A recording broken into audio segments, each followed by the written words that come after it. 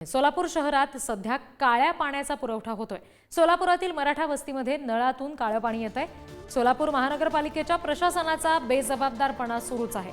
अगदी 4 दिवसापूर्वी 2 मुलींचा दूषित पाण्यामुळे मृत्यू झाल्याचा दावा नागरिक करतात। सोलापूरच्या सगळ्याच भागात अशा पद्धतीने काळ्या पाण्याचा पुरवठा होतोय। सोलापूर महापालिकेचा हा सगळा बेजबाबदार कारभार अजूनही सुरूच आहे। काळ्या पाण्याचा पुरवठा सध्या सोलापूर शहरामध्ये होतोय। अत्यंत खराब दर्जाचं पाणी दिलं जातंय आणि सगळ्याच भागामध्ये सोलापूरमध्ये अशा पद्धतीने पाणी दिलं जातंय। ही सध्या दृश्य आपण बघतोय।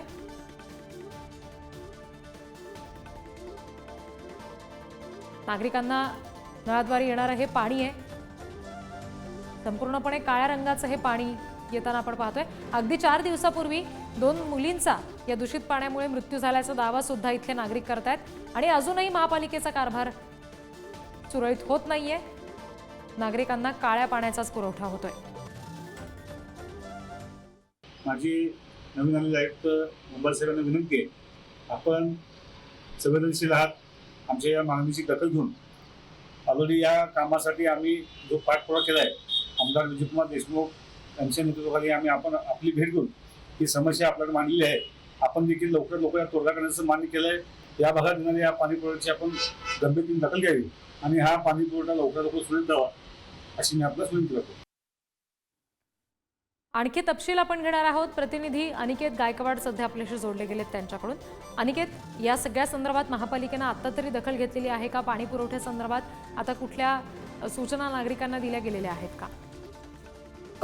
नक्कीच आपण जर पाहायला गेलं तर सोलापूर शहरामध्ये जे आहे ते गेल्या आठवडाभरापासून काळ्या पाण्याचा पुरवठा जो आहे तो वेगवेगळ्या भागांमध्ये होतोय। खर तरी मोठी गंभीर बाब आहे आणि खर तर मराठा वस्ती असेल, जगजीवनराम झोपडपट्टी असतील व अनेक झोपडपट्ट्या असतील, दत्तनगर परिसर असेल, या ठिकाणी देखील काळ्या पाण्याचा दररोज जो आहे तो पुरवठा सुरूच आहे आणि याबाबत महानगरपालिका आता कोणती भूमिका घेणार या देखील नागरिकांचा जो आहे तो लक्ष लागून राहिलेला आहे। खरं तर उन्हाळ्याचे दिवस आहेत आणि अनेक दिवसांपासून काळं पाणी जे आहे ते नागरिकांना पिण्यासाठी येतं। खरं तर उन्हाळ्याचे दिवस असल्यानं पाण्याची मोठी तारांबळ सोलापूर शहरामध्ये होते। खरं तर 7-5 दिवसाआड जे आहे ते सोलापूर शहराला पाणी पुरवठा होत असतो।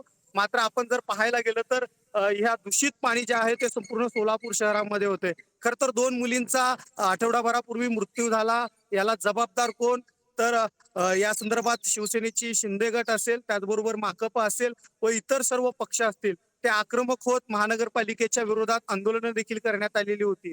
मात्र असं असताना खर तर या 2 मुलींचा मृत्यू झाला। काही मुली ज्या आहेत त्या गंभीर स्वरूपात हॉस्पिटलमध्ये होत्या आणि अशा परिस्थितीत आता महानगरपालिका कोणती भूमिका घेणार याकडे देखील संपूर्ण सोलापूरकरांचं लक्ष लागून राहिले।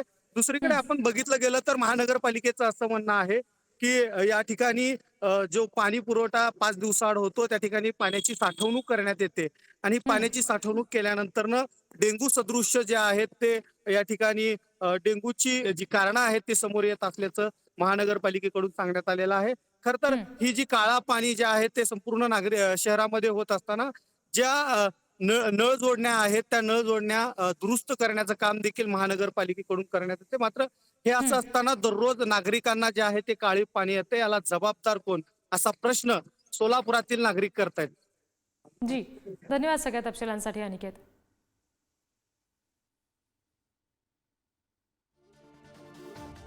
सध्या आपल्यासोबत प्रणिती शिंदे जोडल्या गेलेल्या आहेत, त्यांच्याशी आपण या संदर्भात बोलूया।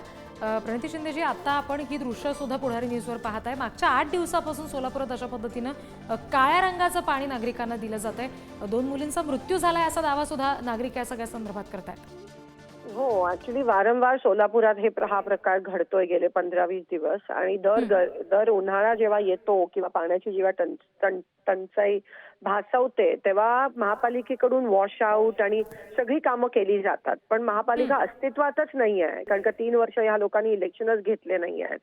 तिकडे सगळं राम भरोसे चाललंय, तिथे कमिशनर नाही आहेत कारण का प्रशासक नेमलेत, नगरसेवक नसल्यामुळे हे सगळं होतंय कारण का पालिका अस्तित्वात नाहीये। त्या दिवशी हे प्रकरण घडल्यानंतर मी कमिशनरांशी बोलली, मी त्यांना म्हणाली की सगळं वॉश आउट घ्या, लोकांमध्ये अवेअरनेस पसरवा, ते जे क्लोरो जे ड्रॉप्स असतात ते सगळे द्या आणि उलट ते पोस्टमार्टमचा जो रिपोर्ट आहे तो अजूनही लपवून ठेवलाय. त्याच्यात काय निष्पन्न झालंय ते दाखवलं जात नाहीये.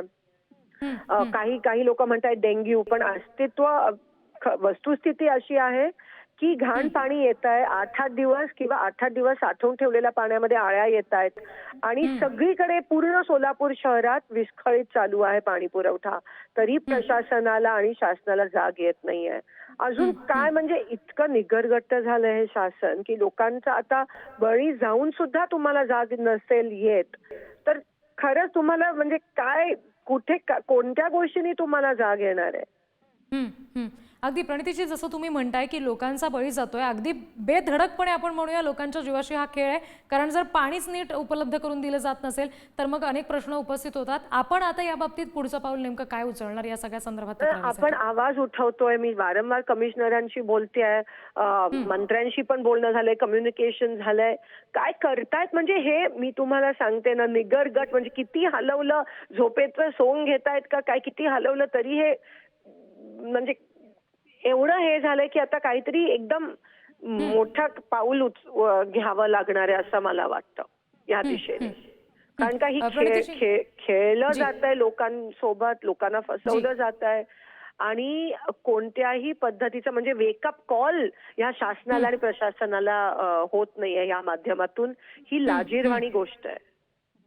मी अजूनही तुमच्या माध्यमातून आवाहन करते आणि सांगते कमिशनरला की ताबडतोब वॉश आउट घ्या. हे काय एवढा मोठा विषय, मोठा ह्याच्यासाठी काही तंत्रज्ञान लागणारा गोष्ट नाहीये. विषय खूप मोठा आहे पण एक्सपर्टीज लागण्यासारखं नाही. फक्त वॉश आउट घ्या, पाणी साफ करा, पाईपलाईन साफ करा आणि हा प्रॉब्लेम फिक्स होऊ शकतो. पण करायची इच्छाशक्तीच नाहीये ना प्रशासनाकडे ना शासनाकडे. बर जी, धन्यवाद प्रणितीजी. आपण सविस्तर प्रतिक्रिया पुढारी न्यूजला दिलीत या संदर्भात. यासाठी